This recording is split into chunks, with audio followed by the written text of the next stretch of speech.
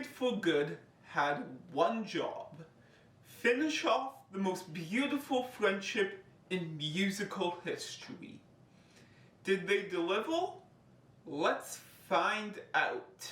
When they announced Wicked would be a two-part movie, I was excited.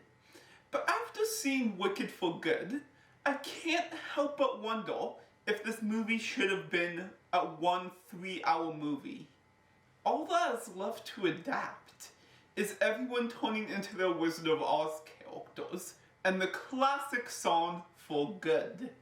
However, this would also create its own problems. The reason why Defying Gravity works is because of that break in between. Defying Gravity is the test of faith for Glinda and Elphaba's friendship. Elphaba passed her test by seeing the world for what it is and taking a stand. But Glinda failed her test by choosing to be selfish. That's why Glinda should have been the main character in For Good, with Elphaba absent until the song For Good.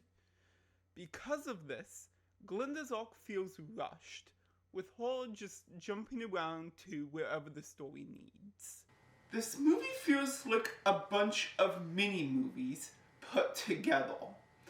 The first one is the world building movie and goes on for about an hour. Nothing really happens in this section, even if it is very interesting, as most of the information we get is pretty much irrelevant after we get to the other movies. However, this can also make their arcs later come out of nowhere. The next chunk is Glinda's wedding. This part feels incredibly rushed and unnecessary, other than to really make Glinda hate Fiyero. Thank goodness is also quite redundant, since most of what the song is trying to say is the subtext of Glinda's arc. Honestly, I would not mind this if Glinda's wedding is where the movie started. Part 1 already did all the heavy lifting. All we really need is one scene telling us how the characters feel. This is also the only part that has Madame Marble and the Wizard, making them feel pretty unimportant, even though we know that's not the case.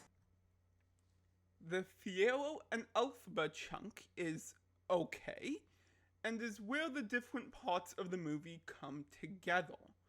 But this section also feels like an afterthought, like they came in under the runtime. This makes their romance seem shallow and boring, as the only thing they have together is their song, As Long As You're Mine. This also makes the romance very emotionally convenient. There are no complex feelings or even a moment of acknowledgement of what happened. The final part is the Wizard of Oz remake, a section that I feel had a lot of potential, especially if they made Dorothy the main character.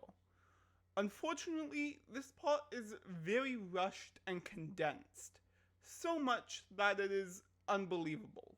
Somehow, the Wizard of Oz group makes it all the way to the Emerald City and then back to Elphaba's castle in one day. This also means Dorothy has nothing to do and feels more like they are baiting the audience.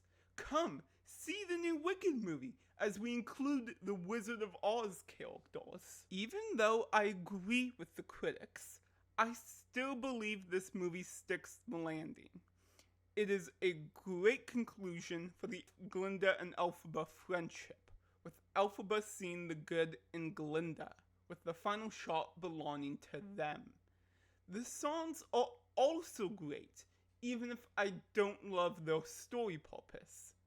The sets are also incredible, with so many movies using fancy green screens, I really appreciate the back to basics approach of this movie. The movie feels both darker and safer than the first movie.